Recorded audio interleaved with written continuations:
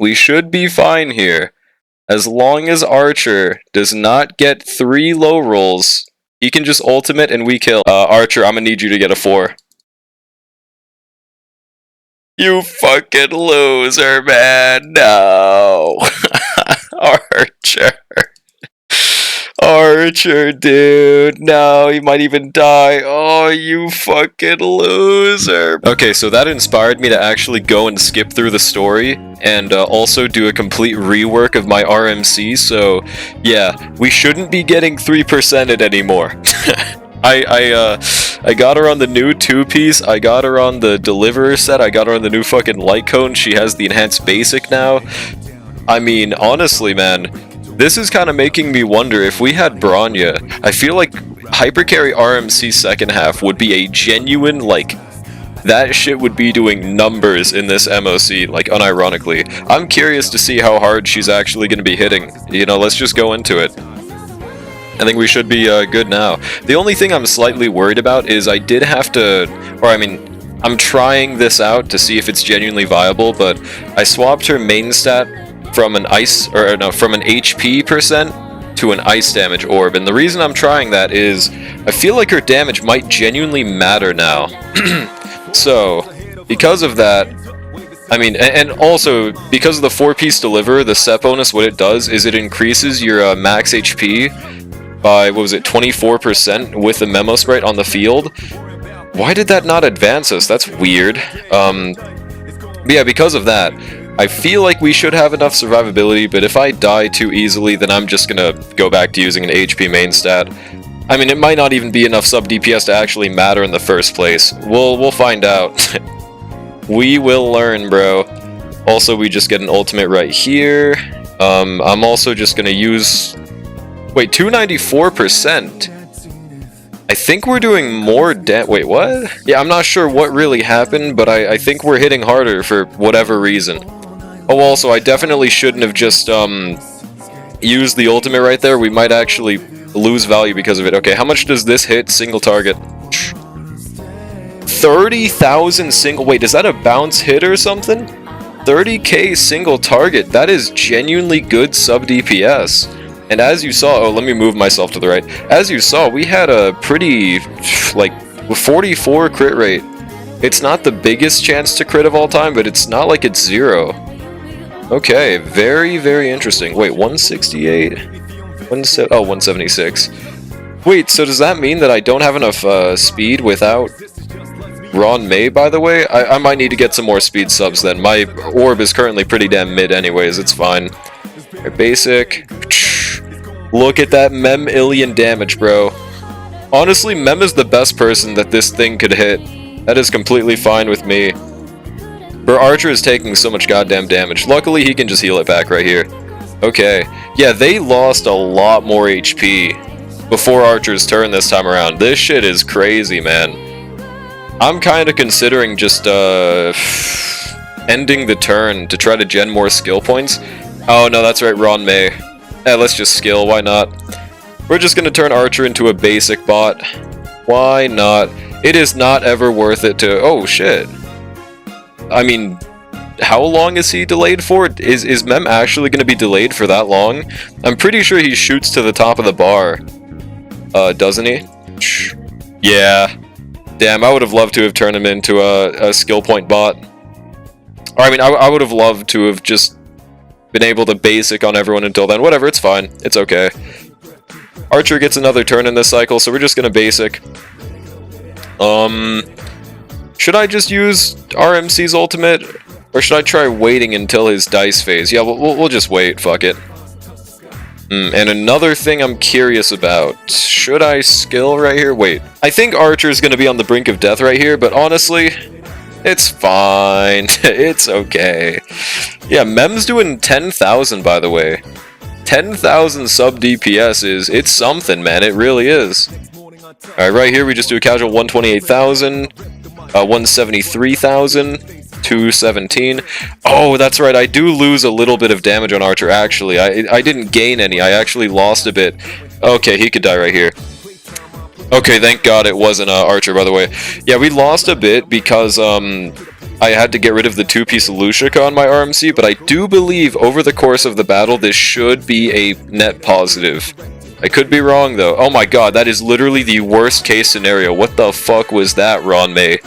What the actual hell? That's kind of a good thing, because it means that she has, you know, a longer delay before we have to use a skill point on her, but also, that was some bullshit, man. That was some bullshit. Whatever. Okay, Archer just kills right here. Probably with, yeah, 2 skills. So then for the third one, do I use this skill? I think I might actually end the turn here because 1, 2, oh wait, no, that's right. We have to skill on Ron May. So how many would we be able to generate by the time of Archer's next turn? 1, 2, -1. I feel like we should just end the turn right here. I might be crazy though, but actually, nah, the MOC Turbulence effect, I'ma just skill. I was thinking about the last MOC effect, but regardless, doing a skill right here was the best move because, you know, he gets more damage every skill he does. I just was a little stupid during this, but yeah, it worked out. 220, I almost missed out on 221,000 damage, oh my god. That was almost so stupid. Also, we got lucky and he has Besotted, so, fuck, that's right, Ron May's not going to be able to take advantage of that. We're going to have to skill on her, I believe. Right? Like, I think there's no other possibility. Either way, this is a good thing, because now we can use the ultimate on the dice phase. And the only... Oh, no, Archer might die, bro. Actually, there is an alternative. Right here, we can basic, wait until the end of the turn, basic on literally everyone, and I think Archer will survive. Ron May is just going to be the only one in trouble, actually. Okay, that's fine. Dude, this run is going pretty nice, actually. We should end with a 4 cycle like the first time. This feels like a way more comfortable clear, except Archer is consistently on the brink of extinction. Okay. But I also would really like to have RMC in the second half instead of the first half. They'd be so much better there, bro. Okay. Genuinely, what if I made RMC the bond mate, dude? No, it wouldn't be enough. Okay. Yeah, like I said, just basic gen on everyone. I mean, best case scenario here, we actually just get, you know, more than 4 points off the bat, but... Okay. That's pretty good, actually. I have no complaints here, bro. Ron May gets destroyed, unfortunately. Okay, so right here, what I think I'm gonna do is... We definitely should ultimate, because it's a free ult, but at the same time, it feels like a waste because we don't get a turn. Actually, if I play the cards right and I don't use my ultimate immediately, sorry if you heard that noise, I could I kill him in this cycle? Considering we get a free ultimate, I don't think so either way. Let's just basic. He got 4 points off the bat, but we want to win so we can get another ultimate and just gen another skill point, right? Like, there's literally no reason not to. Just heal the entire party, sure. Yeah, let's not use RMC's ultimate. I think that's the move right here. So on the other hand, what I'm going to do is I'm going to just use this ultimate. I'm a Gallagher ult as well, again, to gen 1 more skill point before Archer's turn. Actually, this gens 2 skill points. Ah, shit. Dude, we almost had a 4 skill turn. I forgot about the little attack he does at the end there. Unfortunate. Unfortunate. Damn, dude, we probably would have been able to kill in this cycle. That damage is fucking crazy, man. Yeah, 1 more skill we would have killed. Eventually, okay, that was entirely my fault as well. I could have very easily, yeah, we could have gotten a 3 cycle. Unless the GOAT RMC does a solid, I don't know, 5% damage. I don't think so. But one really cool thing about this enhanced basic as well is the 10% it gens. I love that, dude. Yeah, 27k. Not bad damage, but it doesn't really matter. We got it. Alright, spoiler alert, that team did not work, unfortunately. You know, I had my faith in Serval. She has fallen off a cliff ever since we first got her on Nopal. You know, 07. It's not her fault entirely, she was carried by RMC. But regardless, Clara did the trick, as you can see by the title.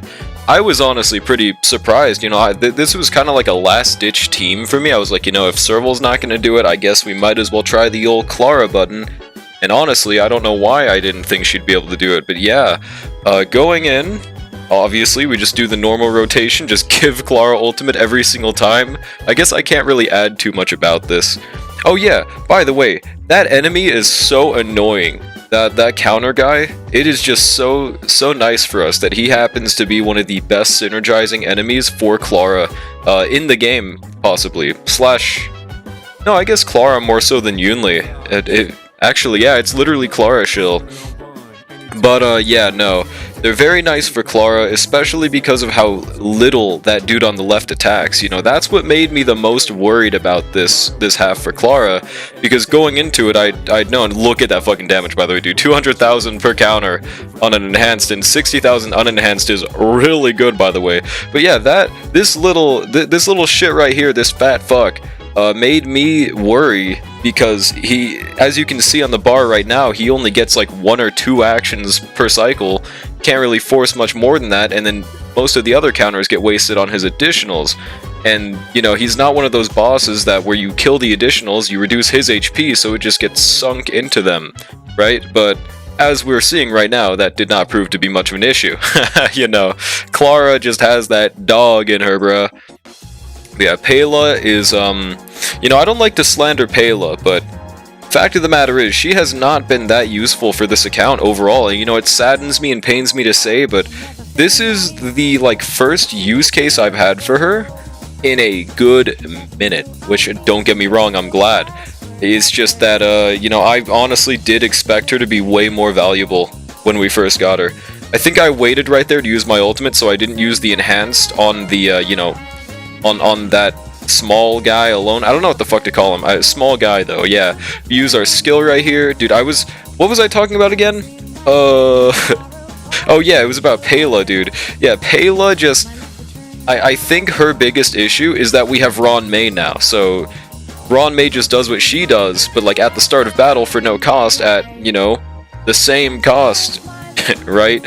You know, just similar damage amp, except way better because it's fucking Ron May. And that alone, you know, made me not able to use Pela as much as I would have originally wanted. Like, you know, I went in expecting Archer to extremely want Pela, but obviously, as we can see now, you know, I really try to avoid using that team. Ron May is just built different. But yeah, okay, going back to the run, look at that beautiful, like, yeah, and that's another thing. We can't guarantee that every attack that fat dude does is going to be an enhanced counter. Like you saw right there, it was wasted. But, you know, this summon damage buff from this MOC is way more, like, impactful on units than I originally anticipated, of course. You know, that... I don't know why I ultimated right there, to be honest. I think it was to buff the skill first and then not waste too much energy. I don't know for sure, man.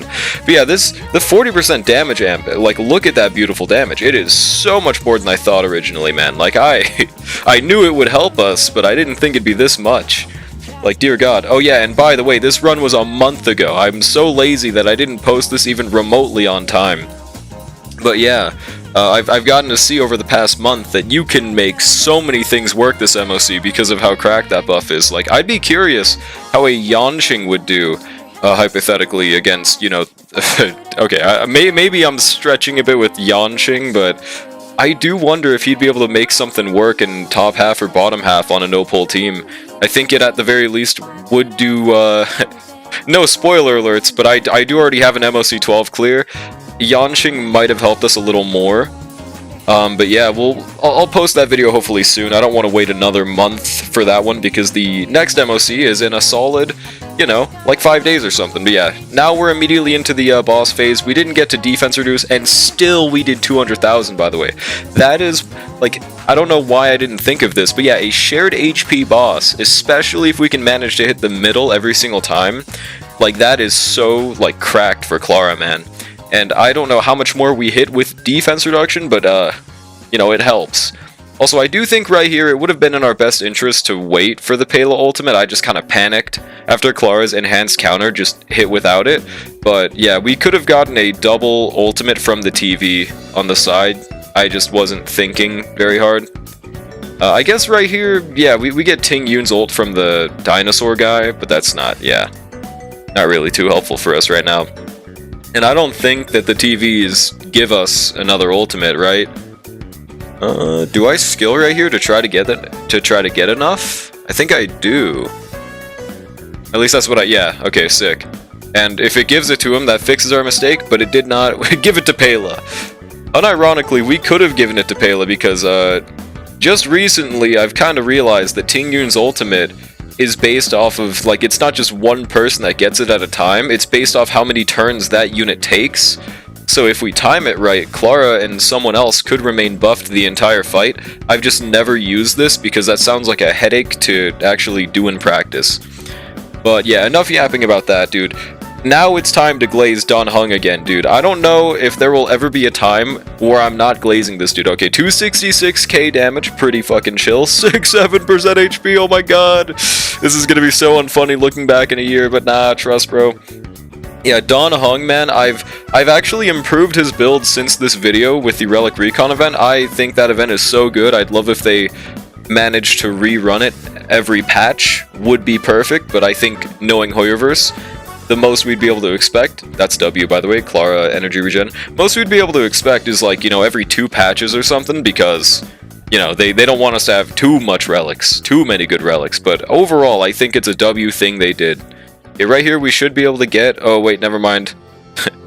Well, I mean, we could give that to Clara, I guess we do. I thought it was going to be the attacking, like, middle TV, but it wasn't. Yeah, never mind, dude. As you can tell, this was a month ago, so I've pretty much forgotten everything that happens, but look at that beautiful damage. And yeah, one other thing, oh my god, yeah, see, like, that's the other thing. Going into this MOC, I did think about that, you know, the guaranteed true damage on every character, there's no bounce, there's no nothing like that, it's just a fixed, really good percentage of their HP. I don't know what it is, I haven't looked into it or anything, but I guess we could math it out real quick. Let's see, 55 to 12, so that's around, like, 9% of their HP, just all, like, flat taken. And, you know, that's still helpful even without a shared HP boss, but as you saw right there, that got rid of 40% of their HP, which, surprise, surprise, is a lot. And, you know, I was kind of expecting that to carry us. My main goal for Clara was just for her to get us past the first half, and as long as I did that within 2 to 3 cycles, which we did right there, you know, the MOC effect I expected would kill enough, and hopefully I was banking on her counters doing enough damage, and as we're seeing right here, they clearly are, dude. Clara should never be underestimated. I would love to see what they could do with her on a, you know, a buff. I would love if they just, like, I keep on saying this, you know, if anyone watches my streams, I'll be like a parrot on this one, but I think the best thing they could do for Clara is, ooh, by the way, W energy regen, best thing they could do for Clara is make her follow-up work like Kafka's, or something like that. Okay, that's, we have too much energy on Clara right now, which is great for us because Clara doesn't get a turn for the next 5 years. But yeah, okay, entering next phase, by the way, if we could control when that follow-up comes out, / give Clara a way to attack on her own turn, or I mean, off of her own turn, I think that would be phenomenal. Like right here, we could have buffed, you know, Pela or Dan Heng or something, but yeah, it's okay. If we had the ability to do something like that, that would be the most I could ask for Clara, and I do wonder how much it would change her. But like, the reason I say that is, it is pretty much impossible to use Clara in game modes like Apoc Shadow, and that would make her, you know, it would make me stop regretting not having ratio. You know, I fail to fall asleep every day thinking about the ratio that I've missed out, but not actually. I don't think it's the worst. Oh my god, that damage is beautiful. I don't think it's the worst thing ever that I missed out on the free ratio, but, you know, whatever they do for him on the buff, whenever that happens, I'll probably regret it then. I'm sure the no-pull combo of ratio when he's buffed and Topaz when she's buffed will change literally everything. But yeah, look at that Clara damage, man. I can't believe I went into this run thinking that we wouldn't do enough damage. And then Dan Heng's also doing his own little thing of 80,000 damage. I'm not exactly certain how Dan Heng is calculated, but if anyone knows in the comments, please let me know. Does his summon count, like, does it turn him into a summonee? Like, does it counts as Dan Heng's summon as well, right? Like, he also gets that buff when the summon deals damage at the very least. Because I don't think the summon normally would be doing that much damage. But well, at least on a non-physical weak enemy. I do think Dan Heng is genuinely like highest in level in terms of sub DPS. He's just like that. Yeah, right here, yeah, just hit the middle, and yeah, we guaranteed kill in the next cycle. The MOC effect is pretty much our fifth teammate. It is so nice in this fight. It makes it like completely free. But yeah, we should kill right here, right? Yeah, very W. I don't remember what I say after this. I'll have to find out if I need to edit it in afterwards. But yeah, easy 3-star, dude. I just I kind of yapped during the whole thing. So if you have any questions from other than what I like forcefully yapped about, please let me know. But yeah, dude, I underestimated Clara. I thought maybe, just maybe, she'd need the entire 5 cycles. But dude, she overkilled by a cycle. Clara is built different, and also the MOC effect is built different, but, you know, let's not give Clara... Let's not take away credit from Clara where it's due. She is, you know, she is an MVP. I don't know what we would have done if we didn't have Clara. I probably would have tried something like 4-star Herta, but, like, again, like I said, the reason I didn't do things like that is the first wave, you know, we have to do damage to them, and that's arguably harder for this run than the Banana Amusement, just because of the fact that they're not a shared HP boss and the MOC effect can't take care of them, right? So that's why Clara was a very gigantic, ginormous help in that first half, because she genuinely does damage against them, right? And I don't know if anyone else in our account would have. Like, maybe if we had... Maybe, I don't know, man. See, like, I just can't think of one. So I am still very glad to this day that we chose Clara, and I'm very excited for the live stream in around 2 days from now. I am really hoping, because this is, like I said in a previous video, this is around the time frame where we got the 5-star selector announced last year. I'm hoping for, you know, at the bare minimum, the exact same thing, another standard selector. I think it sounds completely reasonable, but maybe, just maybe, something even more would be phenomenal. Let's see if future me has something to say as well. And there you have it, dude. I'm gonna be completely honest, I did not think the Clara team would do that well, bro. It almost got a, what was that? I think Archer team took 4 cycles top half, so that means that... Damn, that was a normal 5 cycle. Dude, the buff this time around is so good for Dan Heng that... even Clara, DPSing in that second half, was able to get a normal 5 cycle in MOC 11. I don't know if that sounds very impressive, but I can assure you that normally does not happen. I mean, for example, just the very last MOC took us like 6, maybe 7 cycles, right? Dude, that is actually so awesome. I'm actually so happy. I knew the 3-star would be possible, but I did not think Clara would carry that hard with that team, dude. And I don't know if I probably didn't include in the video, but I tried Archer with Dan Heng top half, and he went from 4 to 3 cycling to just no diff 2 cycling the entire fight, bro.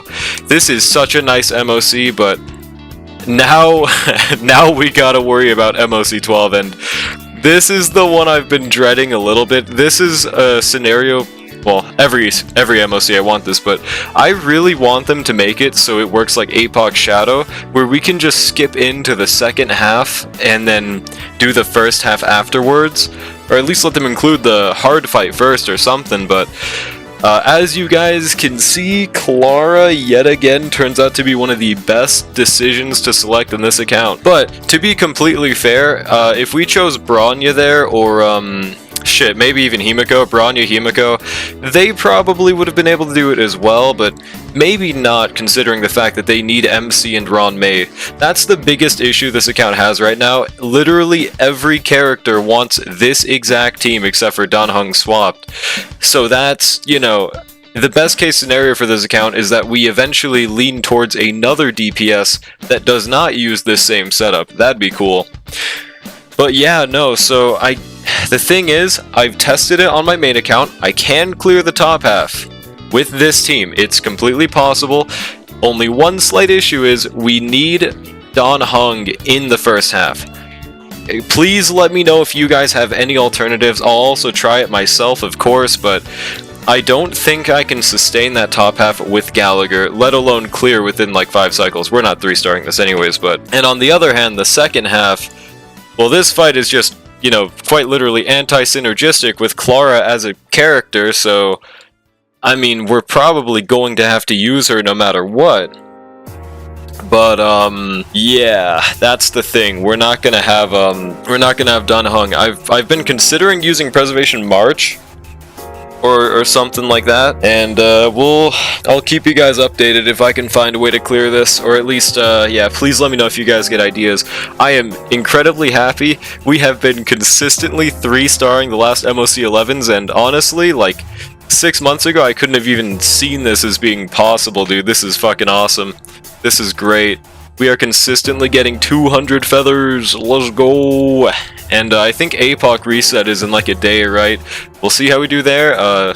I doubt too much will change, because yeah, once I release the other video, yeah, you guys will know I did not choose anything in this little shop right here, the Stellar Convergence.